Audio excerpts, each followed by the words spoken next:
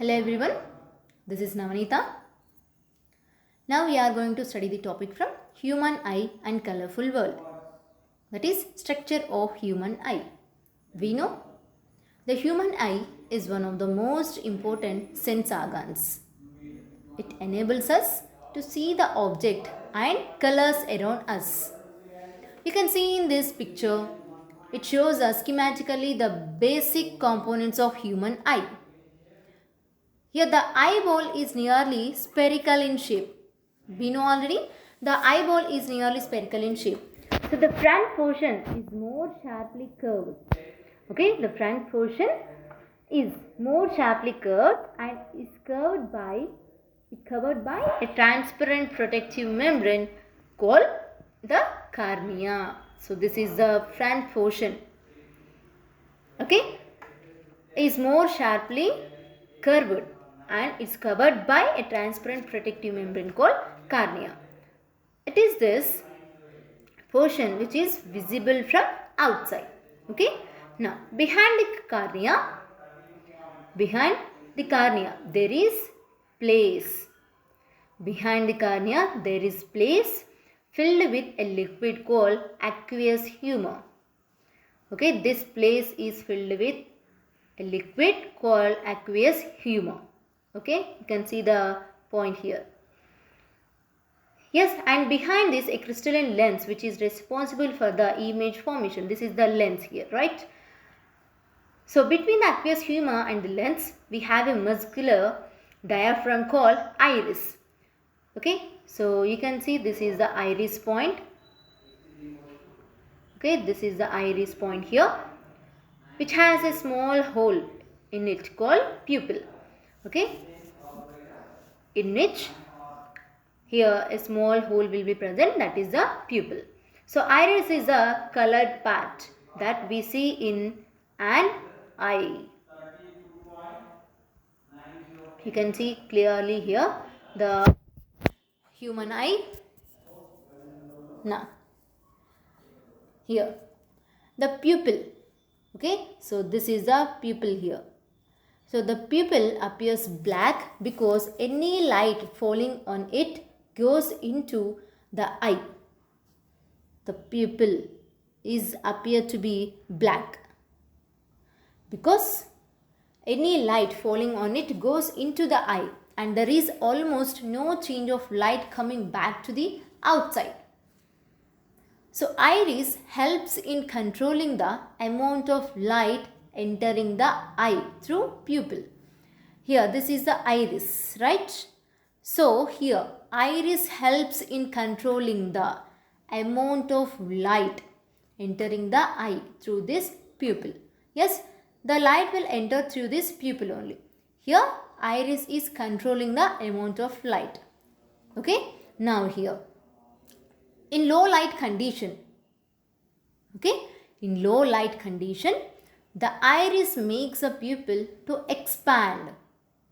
In low light condition this iris, okay, so the iris makes a pupil to expand so that more light is allowed to go in. Okay, here when the light is in low condition, at that time here iris makes the pupil to expand so that the more light is allowed to go inside. And in the case of bright or excess light condition, in the case of bright or excess light condition, it makes the pupil contract. Okay, it makes the iris makes the pupil contract and thereby prevent the excess light not to go into eye. Okay, so here thus iris enables pupil to act as a variable aperture. Here iris enables pupil to act as a variable aperture for entry of light into the eye. So here the lens is hard in the middle. The lens is hard in the middle and gradually becomes soft towards the outer edge. Okay, in the middle it is hard. gradually become soft towards the outer edge. So the light that enters the eye forms an image on the retina. So here this is the retina, right? So here the light that enters the eye forms an image on the retina. So it covers the rear part of the eyeball. So the distance between the lens, okay, here the distance between the lens and retina. The distance between the lens and retina is about 2.5 centimeters. So that means for any position of object in front of the eye, okay, the distance between the lens and retina is about 2.5 centimeters. That is, for any position of object in front of the eye, the image distance is fixed and about 2.5 centimeters. Okay, now how can we get the same image distance for various positions of objects? Yes, can you answer this question using concepts of refraction through lenses? Yes. Here we can see the answer for these questions. In the previous chapter, we learned that for different positions of object, okay, for different positions of the object, the image distance remains constant only when there is a change in focal length of lens. For different positions of object, the image distance remains constant when there is a change in focal length of lens. Further, the focal length of lens depends on the material. Okay, focal length of lens depends on the material by which it has been made and radii of curvature of lens. Okay, we need to change focal length of eye lens to get same image distance for various positions of object in front of the eye. Here we need to change the position of the object. Yes, we need to change the focal length of eye lens, okay, to get same image for various positions of object in front of the eye. So this is only possible when the eye lens is able to change its shape. Okay, this is possible only when the eye lens is able to change its shape. Here, how does eye lens changes its focal length? How does this change takes place in the eyeball? Let us know.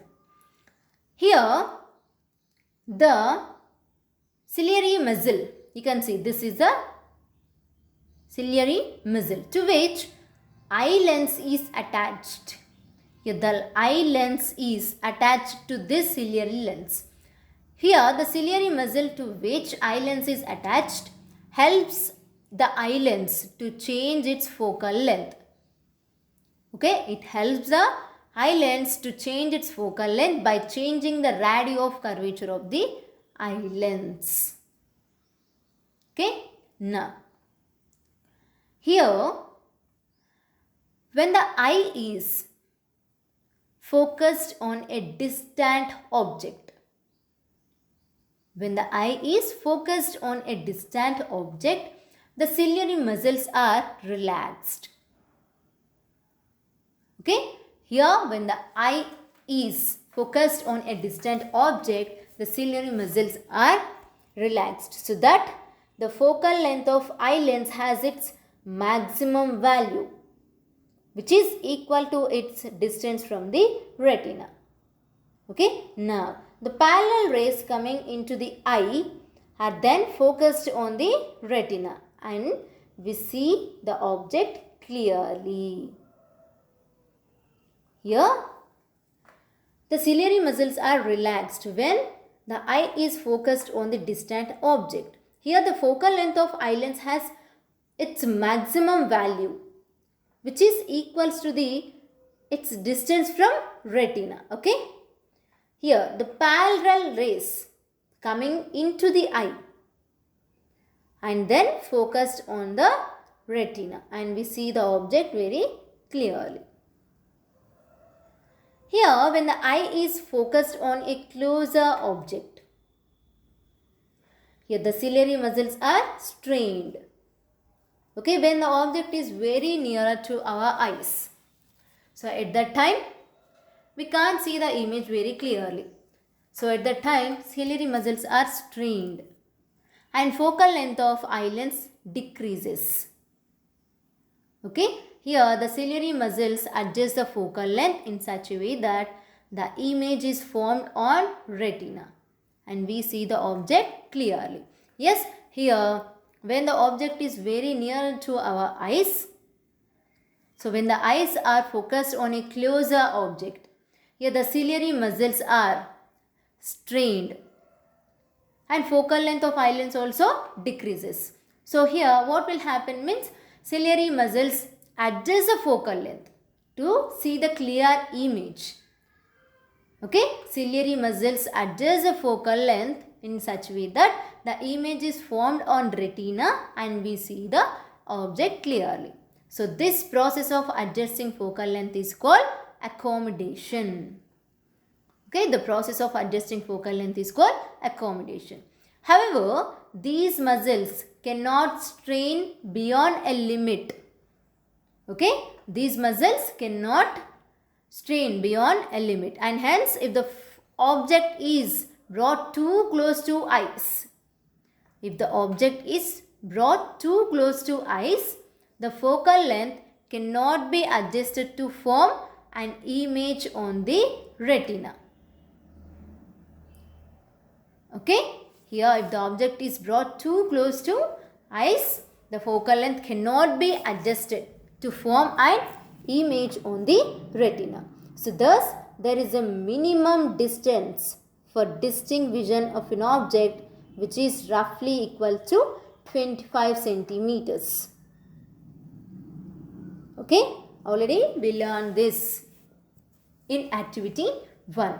So there is a minimum distance for distinct vision of an object which is roughly equals to 25 centimeters. So when the object is at a distance of 25 centimeters from our eyes, we can see the object clearly. So here, does eye lens form a real image or virtual image? How does the image formed on retina help us to perceive the object without change in its shape, size and color? Let us know here. The eye lens forms a real and inverted image. Okay, the eye lens forms a real and inverted image of an object on the retina. Here, the retina is a delicate membrane. The retina is a delicate membrane which contains about 125 million receptors called rods or cones. Okay, here the retina is a delicate membrane which contains about 125 million receptors called rods and cones which receive the light signal. That means cones identify the color, rods identify the intensity of light. Okay, cones identify the color, rods identify the intensity of light. So, which receives the light signal. So, these signals are transmitted to the brain. These signals are transmitted to the brain through about 1 million optic nerve fibers. So, here you can see the optic fiber. This is the optic fiber. So, these signals are transmitted to the brain through about 1 million optic nerve fibers. So, the brain interprets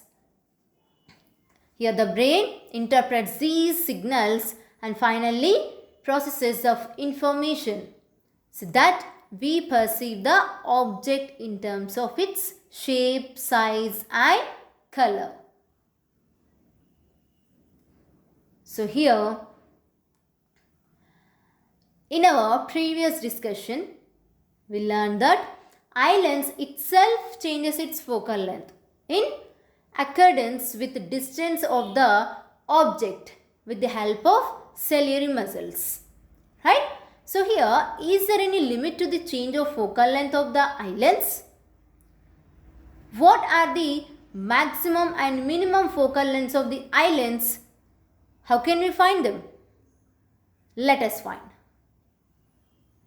Here, when the object is at infinity, okay, when the object is at infinity in front of our eyes, the parallel rays from the object falling on the eye, okay, here when the object is at infinity, the parallel rays, you can see here in this figure, the parallel rays from the object falling on the eye lens, right, are refracted and they form a point-sized image on retina.